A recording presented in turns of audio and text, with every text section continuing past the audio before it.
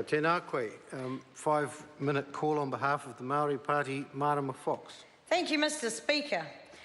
Well, the time has arrived where we drag the education system kicking and screaming into the new digital age. And it's about time. It is about time, because if I think back to when I was at school, Mr. Speaker, and I did ICT, I had a flashing neon light on a black screen, and I spent 3 weeks writing code into that little computer to get an outline of a house with a roof and a chimney. Mine was pretty flash because it had smoke. And Mr. Speaker, we have come such a long way that, in fact, I have a child who is now 5, who at 18 months old was learning to speak Spanish because I put a Spanish-speaking app on my phone. So she's watching, oh my goodness, that's a foreign language that she was learning, Mr. Speaker, through the reality of online digital technology. Now, I am so pleased to be able to support this bill because why? Because one shoe does not fit all feet. I know that might be a revelation to some people, but in fact it is true.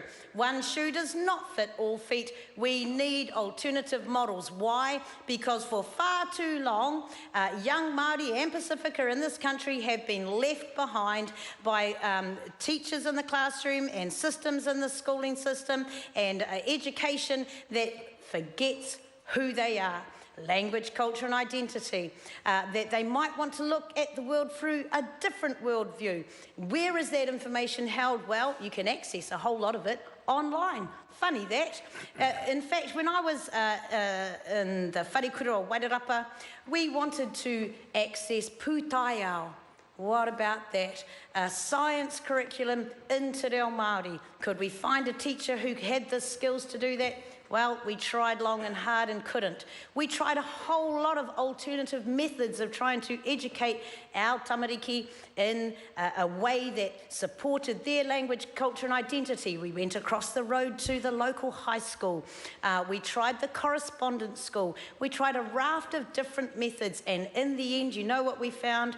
A group of wharikura around the country connected through the virtual learning network so that they could access pūtaiao by one teacher who taught from Hicks Bay.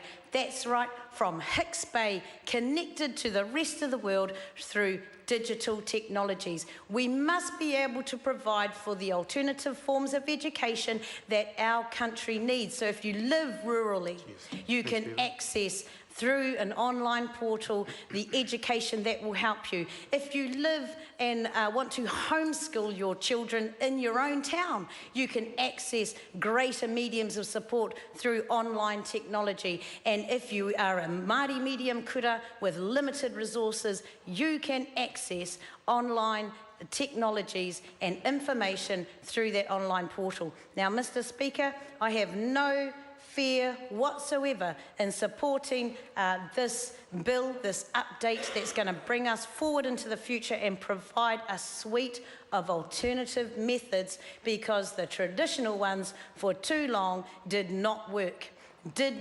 Less than 3 years ago, the pass rate at NSA Level 2 for Māori in education was 48%. 48%. So you could stand up in front of any school at any time and look at them and say, half of you are going to fail. If you're Māori or Pacifica, half of you are going to fail. We can't do that today because we have dragged our system kicking and screaming into the future through the aid and the addition of online learning and a raft of alternative models of education that support, that's right, alternative ideals and mindsets and ways of thinking. Oh my goodness, I know it's a struggle. I know it's difficult, but there it is. That's what we have dragged ourselves into, and I have no problem in supporting this, Mr. Speaker. Lastly, I just want to say one thing. To those teachers who are out there in a classroom and need support, they know, you know that they can find that support through the net, and the internet has now become the new human right.